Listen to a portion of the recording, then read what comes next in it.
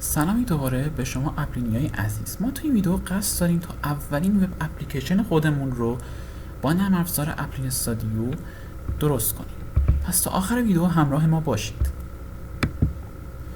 در ابتدای کار ما میایم و یه پروژه جدید رو برای خودمون ایجاد میکنیم. حالا پروژه ما میتونه یه اپلیکیشن فوق‌العاده باشه، یک برنامه کتاب الکترونیک باشه، یک وب اپ باشه یا یه برنامه خالی باشه. ما خب چون میخوایم یک نوع وب اپلیکیشن بسازیم، همون اول برنامه وب رو انتخاب میکنیم.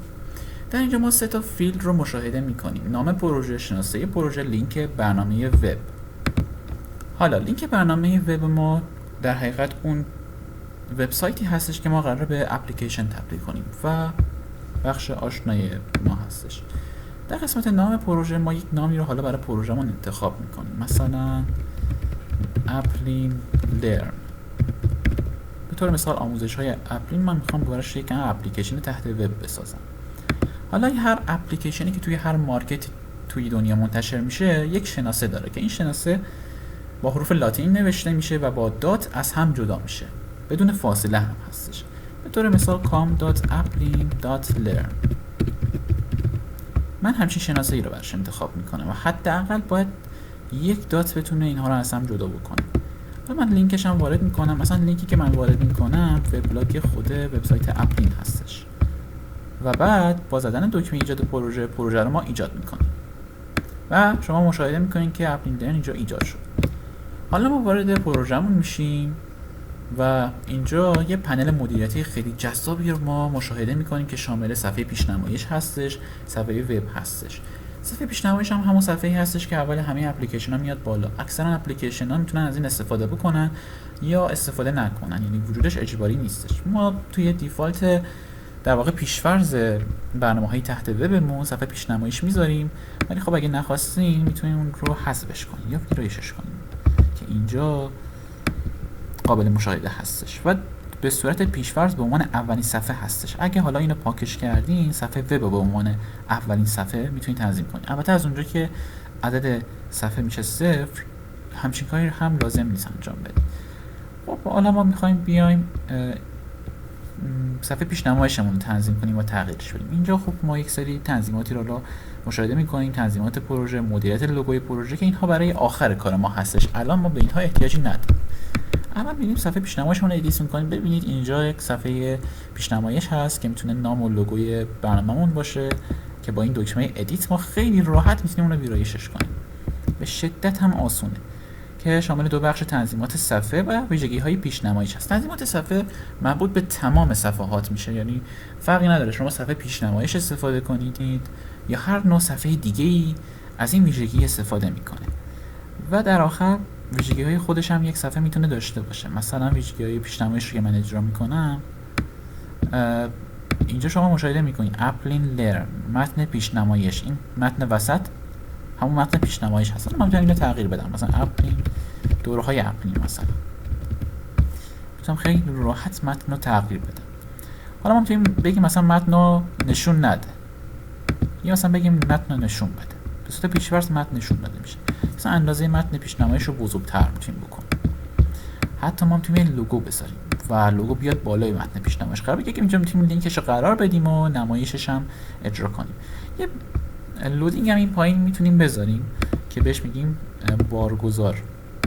تغییرات من میزنم اپلین توتوریالز و این هم بارگذارشه. این از صفحه پیشنمایش ما. حالا میریم صفحه وبمون رو تغییر میدیم. از اونجا که از قبل ما تنظیم کردیم روی وبلاگمون میاد بالا. خیلی راحت شما دارین مشاهده میکنین که وبلاگ رو برده بالا. من میخوام اینو ادیتش کنم، ویرایشش کنم، بازش میکنم. ما با 4 تا تنظیمات روبرو میشیم. تنظیمات صفحه همونطور که گفتم تو همه صفحات هستش. اپ وب بیو هم تنظیمات اون وب بیون هست که حالا من میخوام خود سایت رو بیاره بالا، وبلاگ نباشه، نشانه روی رو تغییر میدم و از اخیر تغییرات میزنم. به همین راحتی صفحه من تغییر میکنه. حالا من دوباره میخوام اینو ویرایشش کنم و به طور مثال شما فوترهاتون رو که توی وب اپلیکیشن نمیخواین نشون بدین، چون فوتر چیزی نیستش که توی یک نوع برنامه تحت وب نشون داده بشه و جذابیت برنامه‌مون رو به شدت میاره پایین.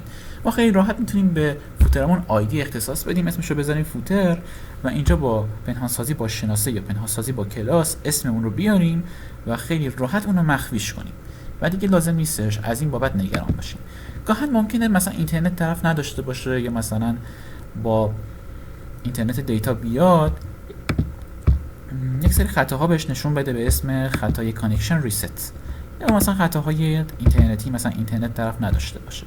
خیلی راحت ما میتونیم اینجا متنای خطا رو شخصی سازی کنیم، دقیقاً مثل صفحه اسپلش میمونه، مثل صفحه پیشنمایش میمونه و همون ساختار رو داره. منتها زمانی که خطا رخ میده میاد بالا که اینجا ما میتونیم همشون رو تنظیم کنیم.